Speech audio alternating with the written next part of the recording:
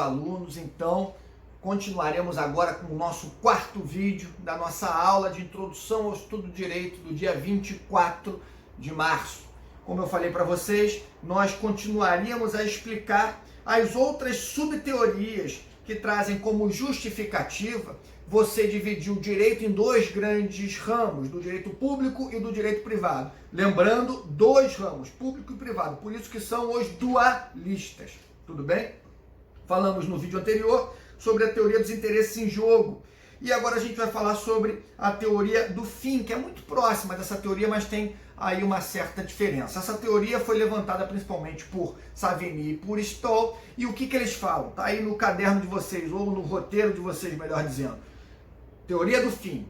Quando o direito tem o Estado aqui é o Estado enquanto ente público, né? Não enquanto ente federativo, União, Estados, municípios, mas o Estado, né? o público, como o fim e o particular assume um papel secundário, o direito é público.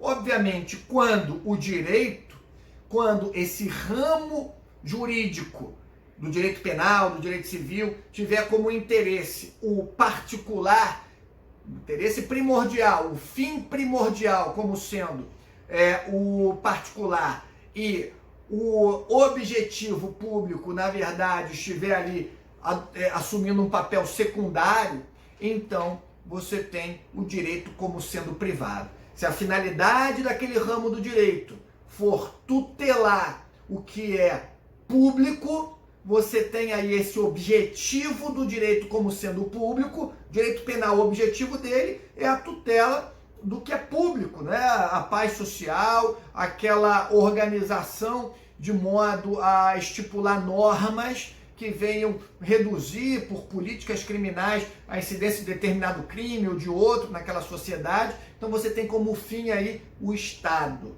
O direito eleitoral, a mesma coisa.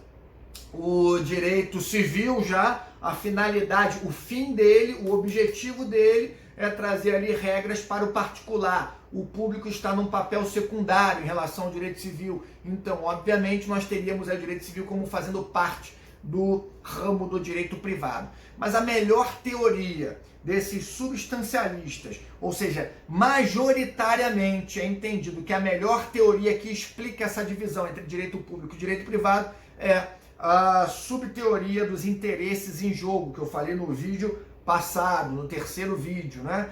Nessa aula de hoje, nós estamos já no quarto vídeo, provavelmente adentraremos para um quinto vídeo, porque o tema é um pouco mais extenso do que o da aula passada, e isso é normal, tudo bem? Então, muito bem, vamos agora para as teorias formalistas, que buscam explicar de uma forma diferente essa divisão que é necessária aí ao direito para você poder compreender melhor os dois objetos, né? Os ramos do direito público, do direito privado, porque cada um tem as suas características e, na verdade, essa divisão entre direito público e privado acontece para que os estudiosos, os aplicadores do direito possam estudar melhor. Qualquer tipo de classificação, ela é feita para você estudar melhor aquele objeto que está sendo estudado. A classificação serve para isso, você esmiuçar, dividir para poder estudar melhor aquele objeto. Até porque vocês vão ver mais à frente que o direito civil, o direito público e o direito privado, melhor dizendo, ou seja, o direito civil que faz parte do direito privado, dentre aí as disciplinas, o direito de família, o direito contratual, o direito eventualmente empresarial, você tem aí determinada lógica de estudos, ou seja, determinados princípios e formas de estudar, são diferenciadas em relação ao direito público. Você tem ali uma forma de estudar e aplicar o direito público diferenciada, com princípios próprios.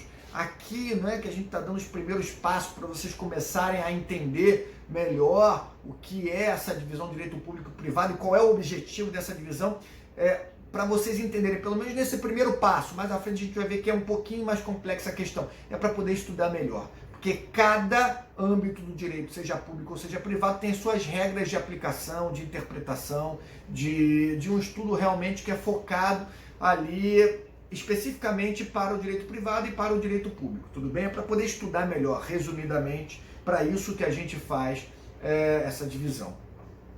Estudar melhor e aplicar melhor o direito público e o direito privado, porque cada ramo, cada setor do direito, seja público ou seja privado, tem as suas regras próprias, seus princípios próprios. Então vamos lá. Teorias formalistas. Teoria primeira sobre teoria formalista. Teoria do titular da ação. O que isso quer dizer? Uma vez que o direito venha a ser violado, o direito objetivo, que a gente viu no primeiro vídeo, foi violado. Quem é o titular dessa ação?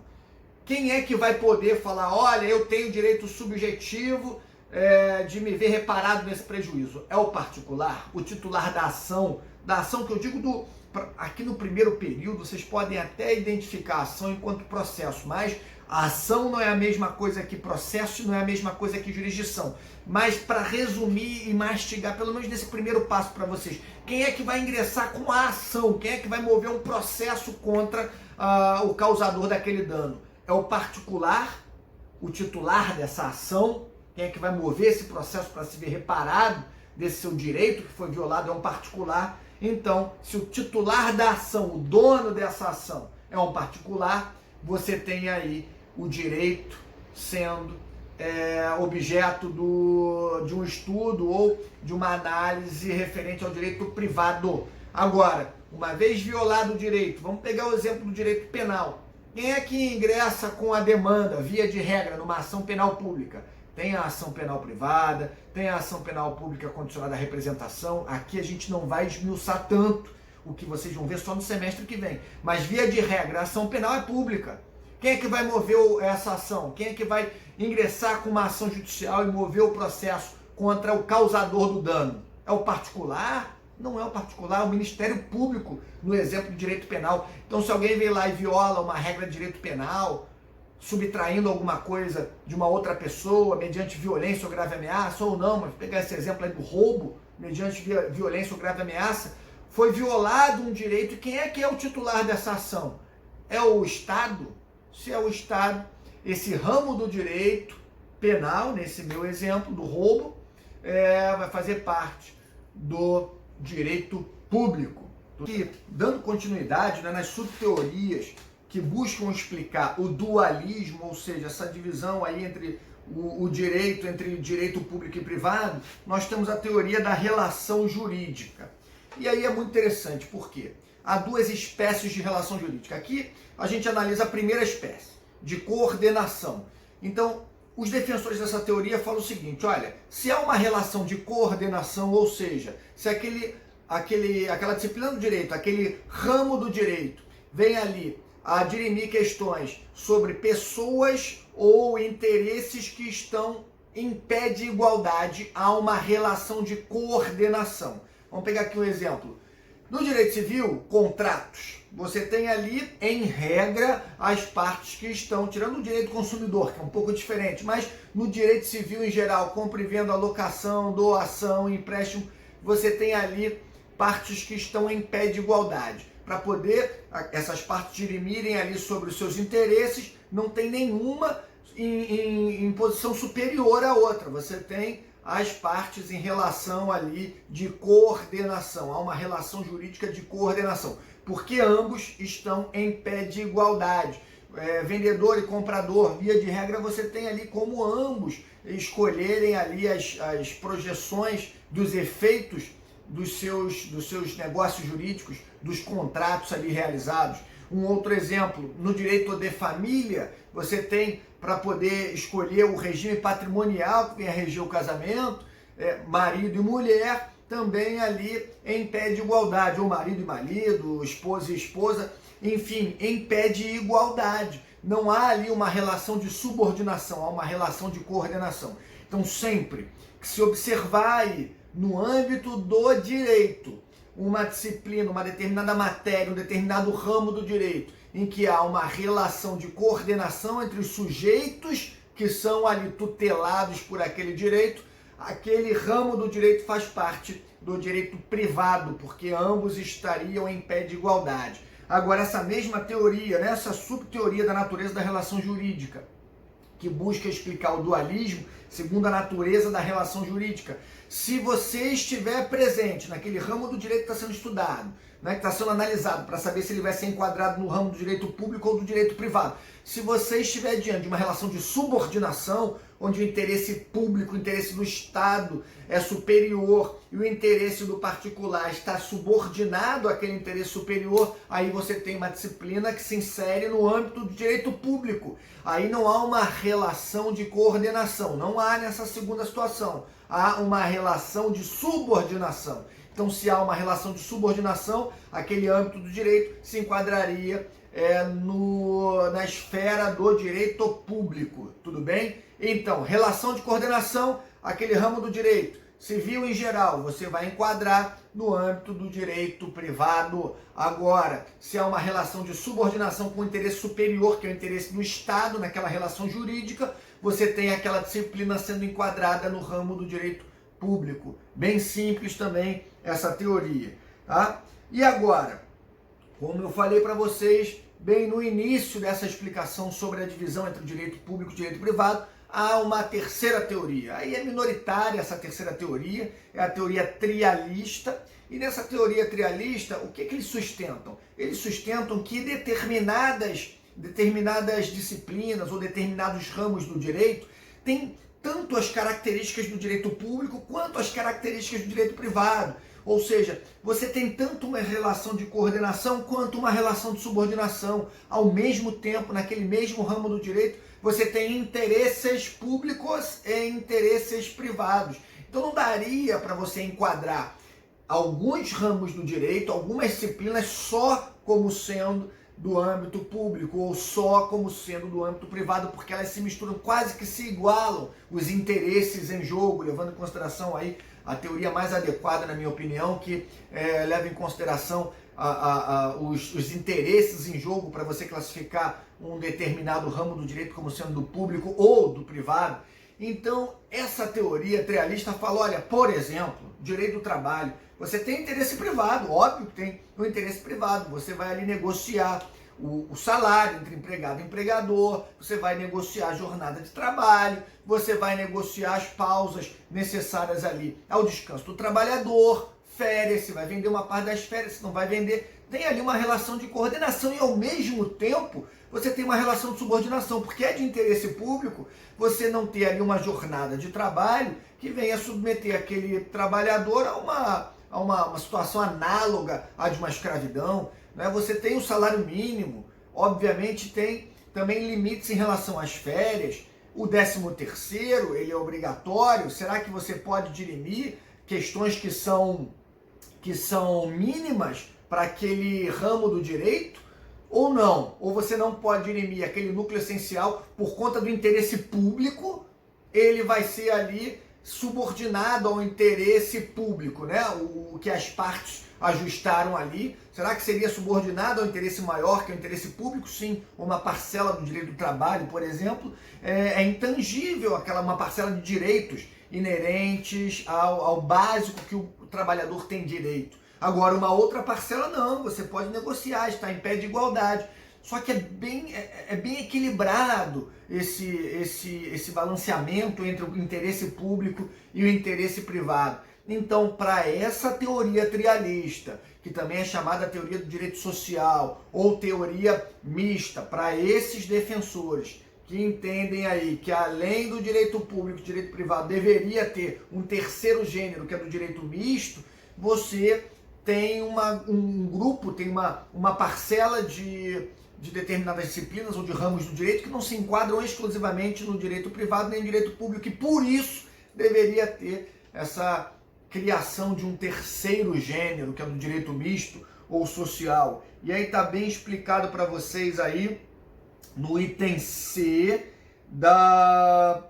do ponto 3, tá? Item C do ponto 3 dessa organização que eu coloquei para vocês aí. E o item 3 desse conteúdo programático, que está aqui na página 4, bem no iniciozinho da página 4, tem aí o item 3, que fala sobre a superação da dicotomia direito público e direito privado. Tem uma corrente que fala o seguinte, olha só, novos pensadores aí, falar, olha, cada vez mais o direito público e o direito privado, eles estão se aproximando, não fazendo mais no menor sentido a gente trabalhar com essa dicotomia direito público e direito privado. Não faria sentido para esses pensadores mais contemporâneos, mais recentes, a gente falar sobre essa diferença entre direito público e direito privado, ainda mais, né, 3 teorias, seria muita divisão para uma situação que cada vez mais vem se tornando uma única situação, né? Cada vez mais você vê aí algumas correntes do direito público falando que o direito privado está a cada tempo que passa tendo maior influência no direito público e vice-versa, o direito público e as características do direito público se fazendo cada vez mais presentes também no direito privado. Bom, é uma corrente de pensamento que traz aí a superação dessa dicotomia entre público e privado, né? Falando que não tem mais sentido se falar em direito público e privado, direito privado. Mas, na prática, a gente vê que até hoje essa dicotomia, principalmente essa teoria dualista, né, que divide o direito entre 2 ramos, o direito público e o direito privado, cada vez mais, né, a gente vê que os autores citam, falam, o direito penal, por fazer parte do direito público, você tem características distintas, o direito civil, por fazer parte do direito privado, leva em consideração a autonomia privada, a autonomia das partes, para elas poderem ali dirimir sobre os seus interesses, abrindo mão, inclusive, de vantagens se elas quiserem, porque isso é inerente ao direito privado. Então, ainda hoje é importante essa divisão do direito entre direito público e direito privado, tudo bem? Então não vamos desconsiderar, mas precisamos ficar antenados aí com essas novas tendências, esses novos diálogos, né? Sobre essas novas teorias, sobre o tema que a gente está estudando, é o direito público e o direito privado. Tá? Coloquei aí, item 4, ramos do direito público e ramos do direito privado. Então a gente já viu aqui alguns, direito constitucional, faria parte do direito público, direito penal, parte do direito público, direito tributário, o que vocês acham aí? Direito tributário que leva em consideração a arrecadação que o Estado tem, o Estado que eu estou falando aqui, o ente público, né? A arrecadação que o Estado tem para poder arcar com as suas despesas rotineiras de saúde, educação e dentre outras tantas. Como é que o Estado primariamente consegue recursos? Por meio da tributação. Não é a única forma, mas também por meio da tributação. Essa é a principal forma que o Estado consegue, pelo modo do qual o Estado consegue arrecadar recursos para arcar com as suas obrigações. Então o interesse do direito tributário, o interesse público, eleitoral, o interesse público, não é? E agora do direito privado, o que vocês acham? Eu coloquei para vocês no final do conteúdo, inclusive só fazendo aí uma menção ao que eu sempre tenho colocado no final do roteiro da aula, uma parte de um livro, né, uma parte de um capítulo de um livro que fala sobre o tema, ou pelo menos de algum dos temas, ou alguns dos temas que a gente trabalha na aula. E eu coloquei aqui o Paulo Nader novamente, assim como eu fiz na aula passada, uma parte do capítulo 10 do livro dele, que tem lá no finalzinho, é o último ponto que eu cito aí na obra do Paulo Nader, na última folha, direito público e direito privado. Direito privado a gente tem aí, olha, direito civil, comercial, empresarial. Para quem não é trialista, você tem direito de trabalho também inserido no direito privado, porque a autonomia privada seria maior do que as imposições da lei. Então eu coloquei aí para vocês, não é, uma tabelinha com os principais ramos do direito e onde é que eles se enquadram. Mas é só, claro, que uma pequena amostra, né? O direito é muito amplo, então nós teríamos aí diversas outras disciplinas para a gente poder pensar se fazem parte do direito privado ou do direito público. Do direito público, incontestavelmente, como a gente falou, constitucional, direito administrativo. Direito administrativo guarda relação com a administração pública, guarda relação como a autoridade pública, por exemplo, o prefeito, vai contratar um determinado serviço público, tem que ser por concurso, mas será que todos os serviços públicos a serem prestados são por concurso? Vamos imaginar essa situação que a gente vive hoje aí da Covid-19. Será que tem como você só contratar profissionais por concurso público numa situação dessas de emergência? Não, mas é a regra, é o concurso público, é verdade. E como é que se faz aí a licitação? Nós temos uma lei específica para licitação, Lei 8666 de 93, salvo engano, de 93, Então nós temos aí um regramento de normas tratada por esse ramo do direito, que é o direito administrativo, que vai lidar com questões inerentes à administração pública e à relação da administração pública na nossa sociedade. O que vocês acham? Que é do ramo do direito público ou do direito privado? No direito público, o interesse é público, como é que o administrador público vai administrar, como é que a administração pública vai realizar ali os serviços que são essenciais à sua manutenção e ao seu desenvolvimento, né? O poder de polícia, como é que ele vai agir, são questões inerentes aí ao interesse público, por isso que guardam relação com o direito público, tudo bem? E aí nós temos outros vários ramos do direito para enquadrarmos aí, ou no direito público ou no direito privado. Vale essa reflexão para vocês, pesquisa também no material extra que a gente indica, com a bibliografia, tudo bem? Do curso da nossa disciplina de introdução ao estudo de direito. Indiquei alguns autores aí, eu tenho seguido bastante o Paulo Nader, mas todos os outros aí que eu indiquei são igualmente excelentes. Então vamos fazer o seguinte, vamos terminar aqui esse vídeo, que é o 4º vídeo, e vamos entrar no 5º vídeo, que a aula de hoje é um pouco mais extensa, tudo bem? Fiquem aí e até já!